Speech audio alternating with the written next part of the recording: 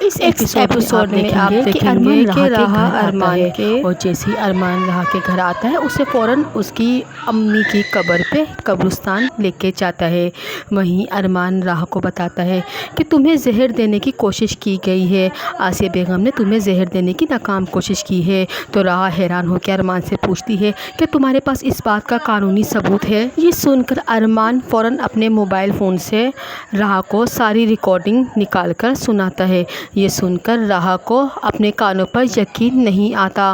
وہ دونوں فوراً اپنے گھر کی طرف پہنچ کے راہا ارمان کو خوشی خوشی وہ فائل دکھاتی ہے جس میں دھوکے سے اس نے زریون سے سائن کروائے ہوتے ہیں، اور وہ ارمان کو بتاتی ہے کہ میں نے ارمان سے وہ سب کچھ واپس لے لیا ہے جو سب کچھ اس نے دھوکے سے ہم لوگوں سے چھینا تھا۔ نانا جان کی ساری پراپرٹی میں نے واپس لے لی ہے۔ یہ سن کر ارمان بہت خوش ہوتا ہے۔ اگلے ہی دن زریون خوشی خوشی راہا سے نکاح کرنے کے لیے سیف ہاؤس پہنچتا ہے، اور ارمان بھی ترنت پولیس کی بھاری نفری لے کر سیف ہاؤس پہنچتا ہے۔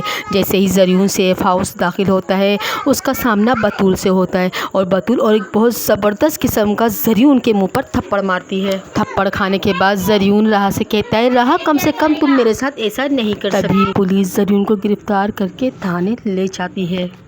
اس کے بعد بطول اپنے بابا عادل کو بتاتی ہے کہ مما نے راہا کو بھی مارنے کی کوشش کی تھی اور ارمان کو بھی۔ عادل یہ سب سن کے فوراً گھبرا جاتا ہے۔ بطول فوراً ارمان سے موبائل لے کے عادل کو ساری ریکارڈنگ سناتی ہے۔ اس کے بعد رمیز بھی وہاں پہنچ جاتا ہے اور آسیہ کے خلاف گواہی دے دیتا ہے۔ ایک ایک کر کے قدرت کی طرف سے آسیہ بیگم کے کرتوتوں پر سے پردہ ہٹتا چلا جاتا ہے۔ عادل کو یہ سب سن کے بہت غصہ آتا ہے اور وہ ترنت آسیہ بیگم کو طلاق دے دیتا ہے۔ عادل ترنت آسیہ کو گھر سے دھکے دے کر باہر نکال دیتا ہے۔ پھر عادل ارمان سے کہتا ہے کہ وسیم بھی کسی صورت بچنا نہیں چاہیے۔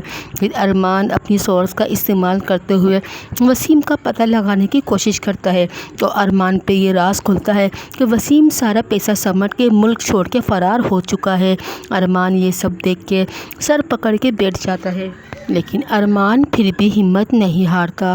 اللہ کا نام لے کے اپنی سورس اور پولیس والوں کو لے کر ترنت ایئرپورٹ پہنچتا ہے اور فوراً ہی وسیم کو گرفتار کر لیا جاتا ہے۔ پولیس والے ترنت وسیم کو بھی جیل پہنچا دیتے ہیں۔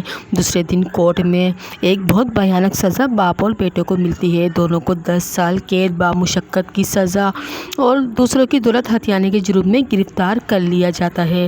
پھر دوسرے ہی دن ارمان خوشی خوشی راہا کے گھر پہنچتا ہے اور اپنے گھٹنوں پر بیٹھ کے راہا کے سامنے پھول پیش کر کے کہتا ہے راہا کیا تم مجھ سے شادی کرو گی؟ یہ سن کر راہا بہت خوش ہوتی ہے اور راہا ارمان کو بتاتی ہے کہ میں تو ہمیشہ سے تم سے ہی شادی کرنا چاہتی تھی، میں نے بچپن سے لے کے آج تک صرف تم سے ہی محبت کی ہے۔ اگلا دن بہت ہی خوشیوں بھرا ہوتا ہے۔ کبیر ترنت ہی وکیل کو لے کر آتا ہے۔ وکیل راہا اور ارمان کا نکاح پڑھاتا ہے۔ راہا نے اپنی شادی پر شاہزین کو بھی انوائٹ کیا ہوتا ہے اور شاہزین بھی راہا سے سچی محبت کا ثبوت دیتے ہوئے دل پر پتھر رکھ کے راہا کی شادی میں شریک ہوتا ہے۔ جیسے ہی دونوں کا نکاح ختم ہوتا ہے فوراً ہی شاہزین کی نظر اداس سی کھڑی ہوئی بطول پر پڑتی ہے۔ شاہزین کو فوراً بطول کو دیکھ کے اپنی عروبہ کی یاد آ جاتی ہے۔ راہا جب دیکھتی ہے کہ شاہزین بطول کو بہت غور سے دیکھ رہا ہے تو راہا فوراً شاہزین کے پاس آتی ہے۔ تو شاہزین راہا سے پوچھتا ہے کہ یہ پیاری سی معصوم سی لڑکی کون ہے؟ تو راہا اس کو بتاتی ہے یہ بطول ہے جس کے ساتھ زریون نے بہت بڑا دھوکہ کیا ہے اور بہت ظلم و ستم کیا ہے۔